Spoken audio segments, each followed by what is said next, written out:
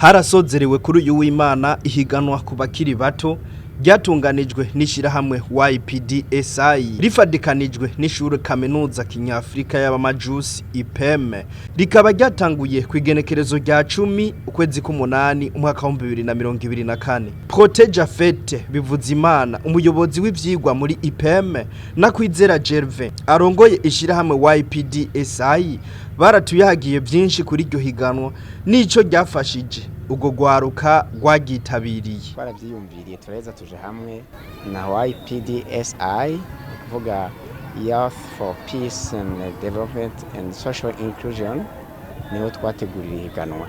Intumbero nyamukuru no kugira ubwa mbere n'ugwaruka dukora mu gwaruka murayibona ko kaminuza niyo Youth for Peace and Development bakora mu gwaruka.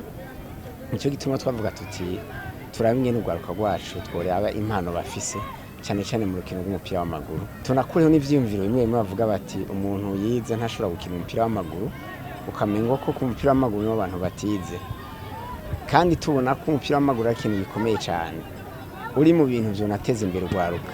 Turabona yuko ko twe twabiteguye niko byashoboye kugenda kuko abitabiriye bose barashoboye guparticipa amarezite yabaye meza kuko abakinyi bose barerekanye na fair play amaforfe yabayemwo bose barashoboye guparticipa kuko twavyifujije. Murabizi bisaba uburyo nico gituma hanyuma tuzoheza tugatera kamana bishoboye kugira badufite mu mugongo kuko ivyo byose twabikoze ku buryo no kuciyumviro c'abanywanyi nk'ama imigwi twagiye turahuza ishika 16 baraje baraterera kubera ivyo twari twavuganye barabikora kandi turabashimiye cyane gose. Ubu rero turabonye yuko ugwaruka rushobora gukina umupira mwiza cyane murabibona. Biranatuma cyane cyane nkuko tuvuga nkuko ikivugo twavuga tuti ukunywana bihereye mu nkino cyane cyane z'umupira w'amaguru. Ibiro biratuma ugwaruka rumenyana runywana bigenda neza cyane.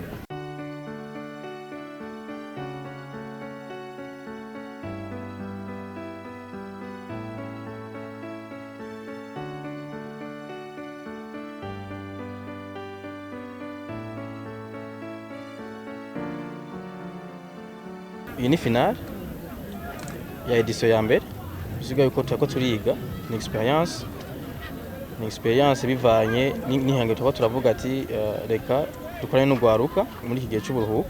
Edition ya kabiri n'iya gatatu n'iya kane bizoza birabandanya. YPDSI ifadikanije na IPM twifuza yuko tuzokora mu gihugu cyose. Kanatsinda mwabonye ko twatanguriye ku ikomine zibiri mukazana ntahangwa. Ubu tugomba kuzokora muri Merios kuko aro tamadukorera dufise ama academy n'ama equipe asanzwe kina yigisha ugwaruka abicishije muri sport. Rero twifuza yuko uko umwanya ugenda niko tuzogenda turagura akarere dukoreramo. Hari nabaje mu nyuma basanga ntibigikunda ama equipe yarenze biratuma twizera yuko bigiye kugenda neza cyane.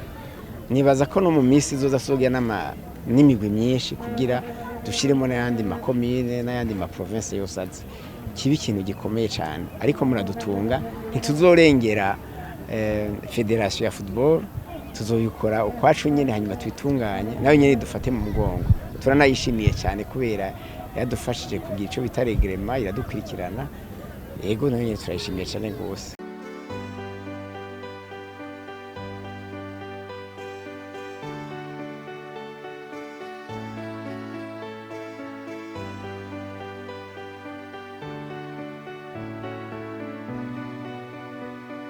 Ubutumwa buherekeje izi nkino ni fair play hagati y'abakinyi kuko bava mu micungara itandukanye. Hariho respect mutuel hagati yabo kubigisha no kuraba yuko kuramwo kubona abantu bakiye gushigikirwa kuruta abandi bivanye n'impano bafise.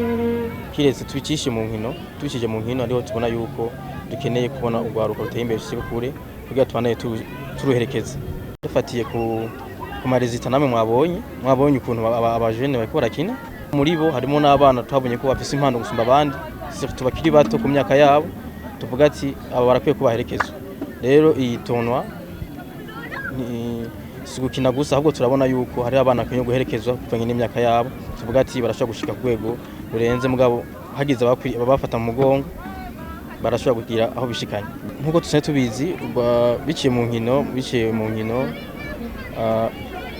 twebwe YPDSI ifadikanije na UPM murabizi ko ari universite y'ubuvuzi rero turizera neza kandi turabizi neza yuko amagara meza afadikanije na sport ari cyo kintu ca mbere gihuza urwaruko ca mbere hanyuma umuntu akora sport surtout urwaruko aba ikarategura akazoza kiwe keza ko magara yiwe. IPM irafite intumbero nziza cyane, irafite icyo bita Académie de Football, irimo imigwi yose kuva ku bakade gushika kuri 3e division. Ivyo bintu no mugambi mukuru wo gukwega urwaruka rwose, mvuga turerere urwaruka mu nkino z'umupira w'amaguru, tubategure mu mutwe, tubategure no ku magara.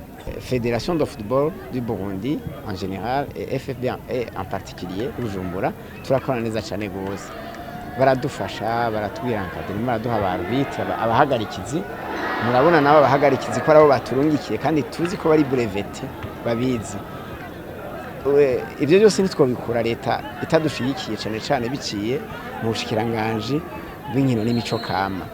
Bagero mwabonye nukundi gushima cyane byerekana ko dukora neza mu nkino z'umupira w'amaguru, eka ubushikiranganje dukora neza nushaka no mu mwakuza tuze tubutumire buje mu gutunganya budufate mu mugongo. Muri iryo higanwa umugwi wa Al Ittihad FC watsinze ibitsindo 2-1 Académie Club de Lac Tanganyika mu rukino rwa nyuma. Tel Aviv FC ica itsinda igitsindo kimwe ku busa Académie Intwari mu kurondera ikibanza ca gatatu. Al Ittihad FC mu kibanza ca mbere yacironswa igikombe n'ibahasha ry'ibihumbi 700 n'umupira wo gukina. Académie Club de Lac Tanganyika mu kibanza ca kabiri yacironswa ibahasha ry'ibihumbi 500 n'umupira. Tel Aviv mu kibanza ca gatatu ica ironswa ibahasha ry'ibihumbi 300. Kasim Seraji yatowe nk'umunyezamu yigenjeje neza. Musa Nahimana acatogwa nk'umukinyi yatsinze ibitsindo vyinshi muri iryo higanwa. Irakoze Yasin atogwa nk'umukinyi akiri muto yigenjeje neza. Nayo Kevin Nahimana acatogwa nk'umukinyi yaranze iryo higanwa.